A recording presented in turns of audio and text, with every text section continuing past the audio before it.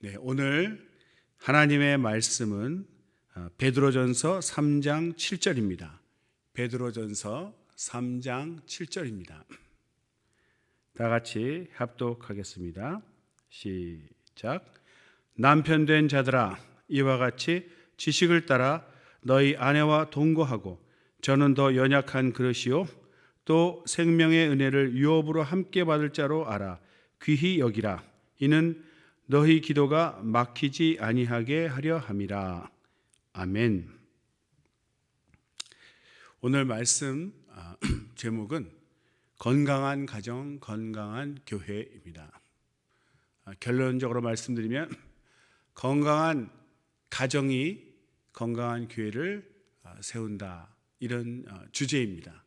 그래서 먼저 건강한 가정을 이루어야 되는데, 그 건강한 가정의 가장 중심되는 사람은 바로 가정의 가장인 아버지 또는 이제 남편이 될 것입니다. 그래서 아버지가, 남편이 그 가정을 어떻게 또 영적으로 이끄는가, 그에 따라서 가정의 영적인 성장이 있고, 영적으로 건강한 가정이 될 때 또 그 가정들이 모인 교회가 건강해지는 것은 당연한 것입니다. 그래서 오늘 말씀의 초점은 아버지, 그 가정의 가장을 중심으로 말씀을 나눌까 합니다. 먼저 본문을 조금 보겠습니다. 남편된 자들아, 그러니까 아내의 남편된 자들아, 이와 같이 지식을 따라. 여기에 그 지식은 이제 헬라어로는 이제 그노시스가 되겠죠. 이 그노시스가 하나님과 상관없는 그런 지식이 아니라, 결혼이라는 제도를 만든 하나님의 깊은 뜻, 결혼 생활이라는 그 제도를 만드신 하나님의 그 뜻을, 원리를 알고 있는 그런 지식을 말합니다. 그런 지식을 따라서, 그런 하나님의 뜻을 아는 그 지식을 순종해서 너희 아내와 동거하고, 이 동거라는 것이 말 그대로 같이 사는 겁니다. 결혼하지 않고 사는 그런 동거 뜻이 아니고 함께 집에 살다. 그런데 이 동거라는 말을 단순히 장소적인 동거, 한 집에서 같이 사는, 떨어지지 않고 사는 그런 동거만을 말하는 것이 아니고 정신적인 동거도 말하고 있습니다.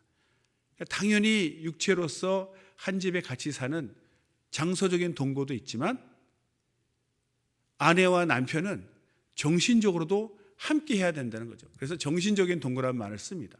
그래서 완전히 인격적으로 하나가 되는 인격적인 연합체를 이루어야 된다.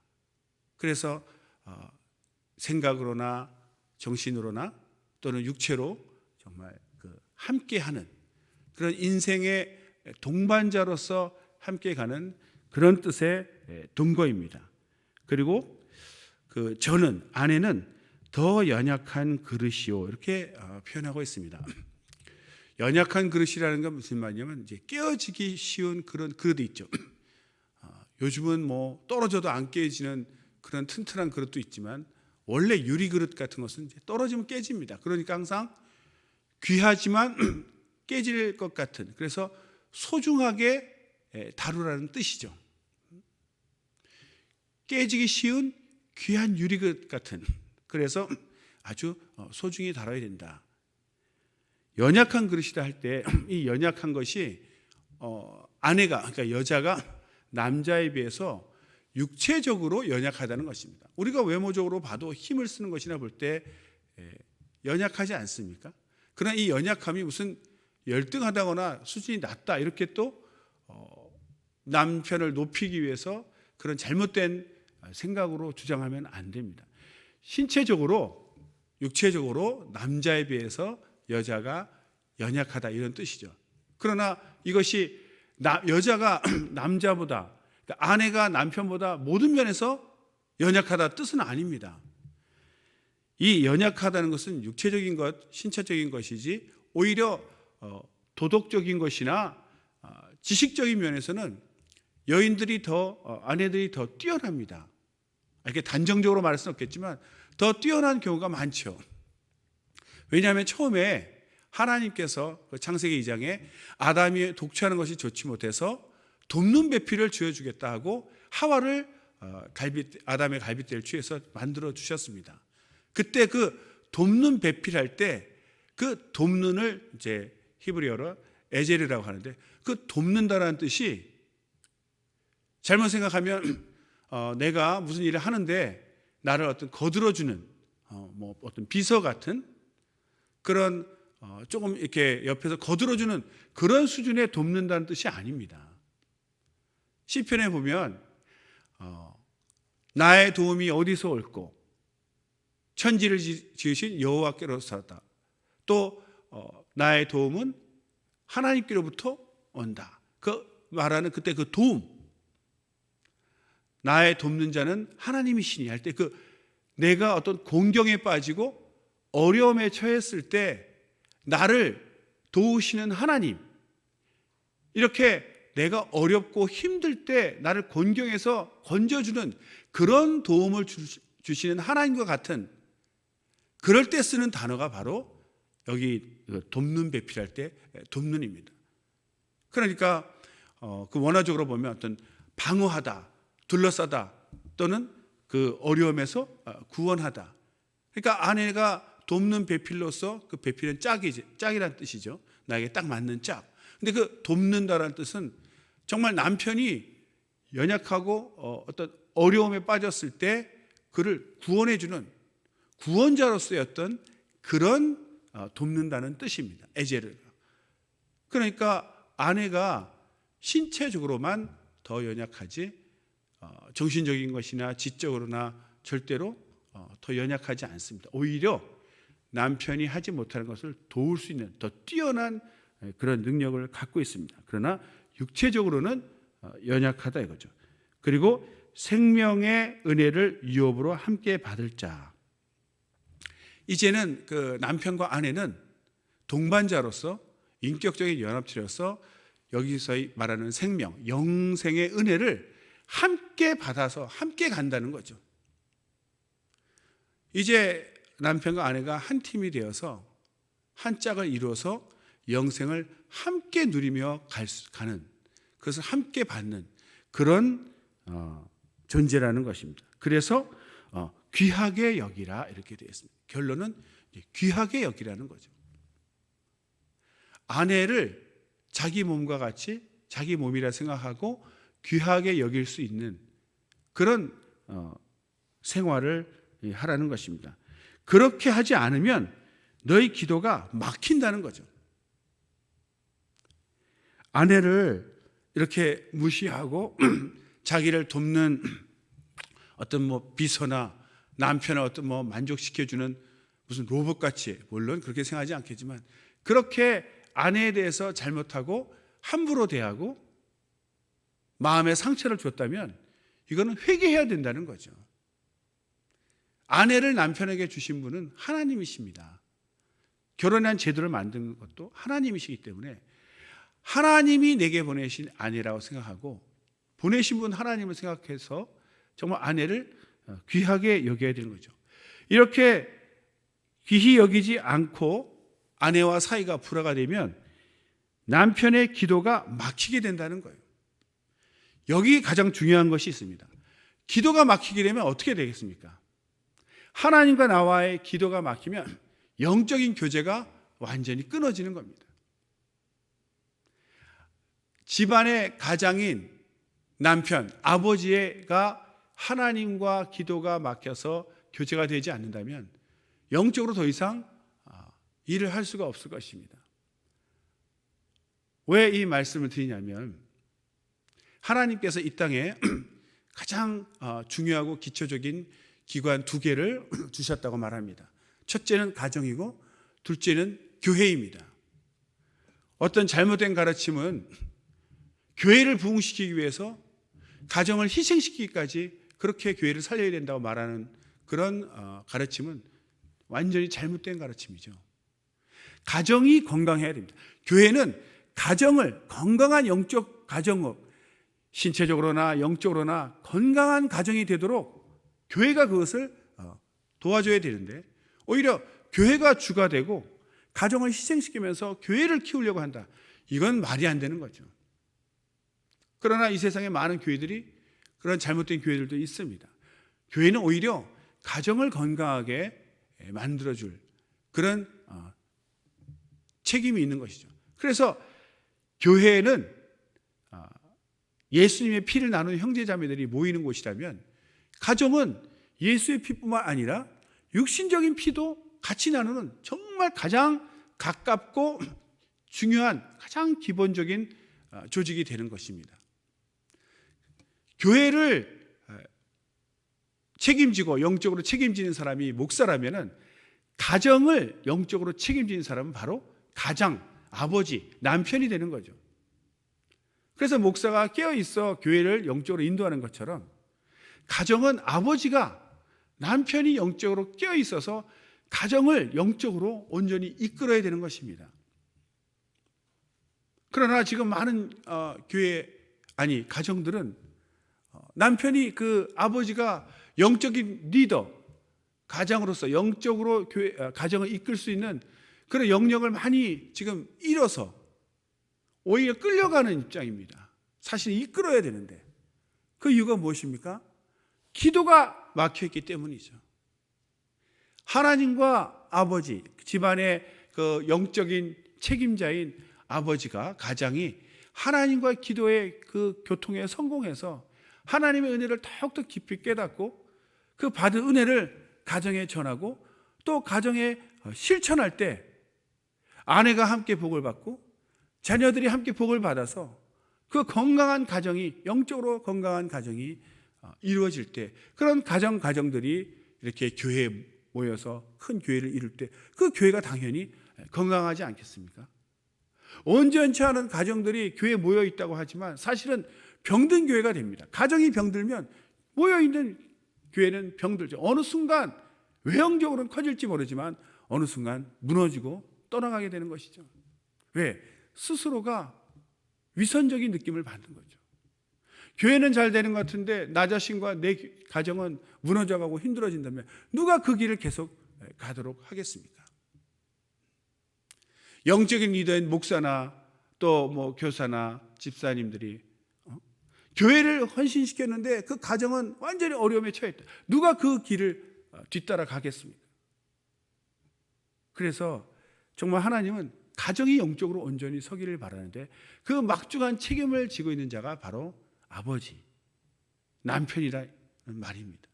그래서 기도가 막히지 않도록 지식을 따라서 그 아내와 함께 사랑하며 함께 살고 인생의 동반자로 여기고 정말 귀하게 여길 줄 알아야 되는 거죠.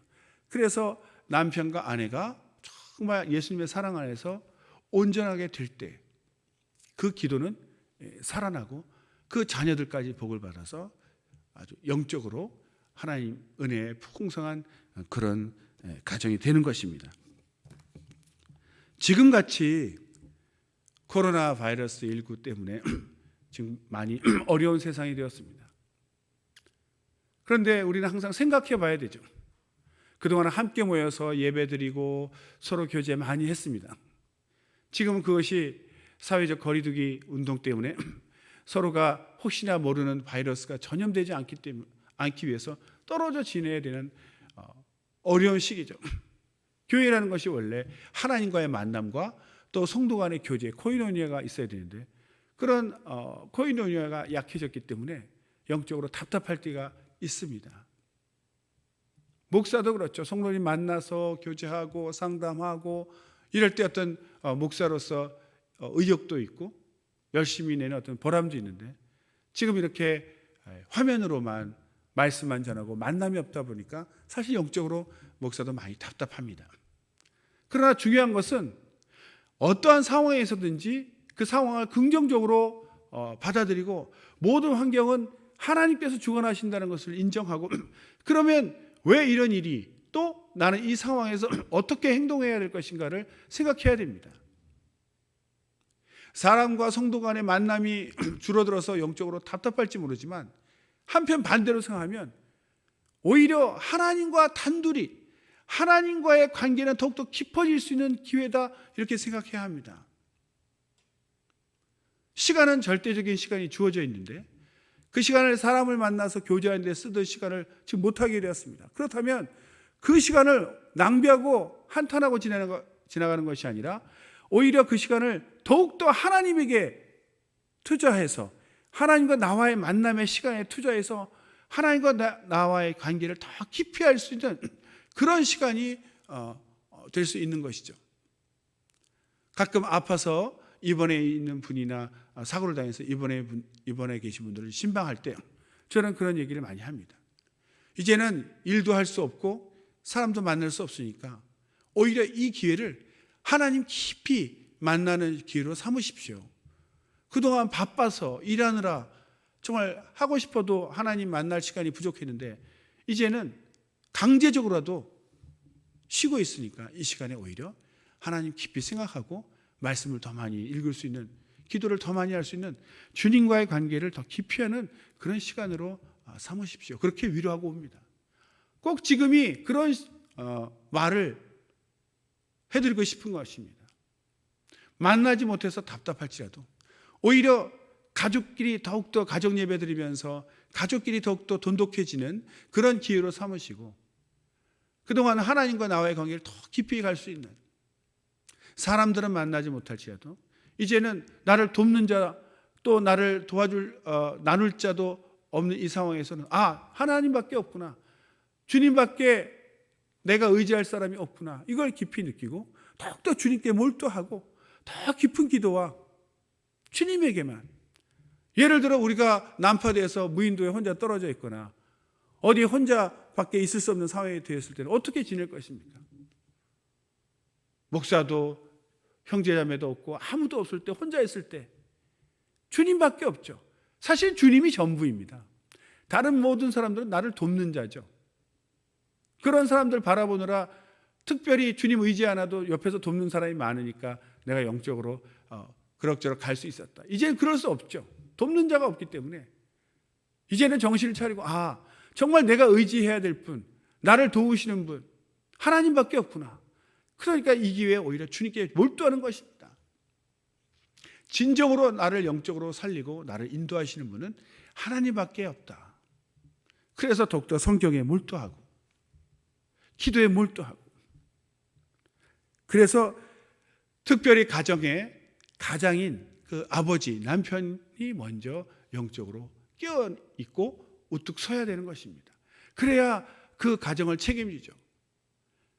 우리가 하나님 믿지 않을 때도 가장이라는 책임감은 다 배워서 알기 때문에 그것도 하나의 지식이죠. 그래서 수고가 되지만 밖에 나가서 열심히 일을 해서 돈을 벌어서 가족들을 부양하고 먹여 살립니다.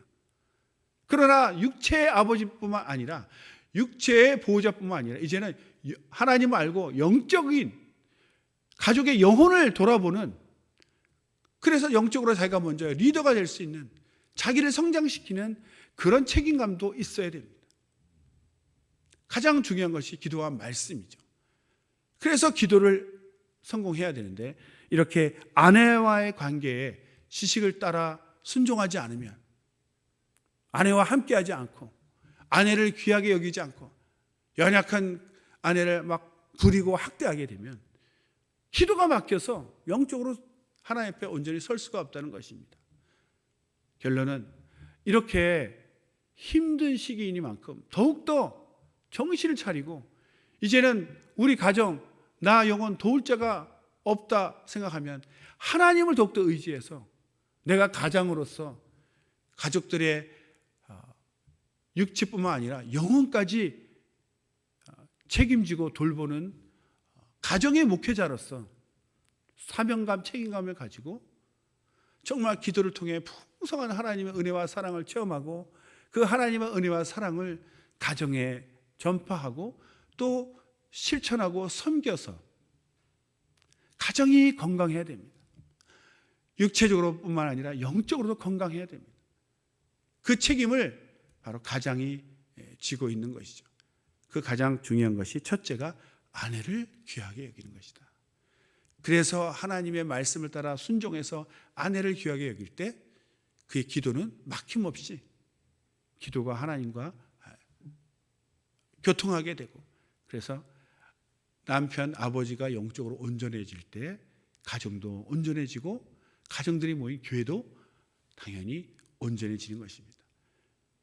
어렵다 생각하지 마시고 오히려 긍정적으로 기회로 생각하시고 온 가족이 하나 되는, 정말 주님이 우리 가정의 참 목자이시다, 그 사실을 더욱더 깊이 깨닫고 그 일을 또 감당할 가장인 아버지가, 남편이 끼어서 기도에 성공하시고 영적인 가정 목회에 성공하시기를 예수 이름으로 축원합니다. 기도하겠습니다.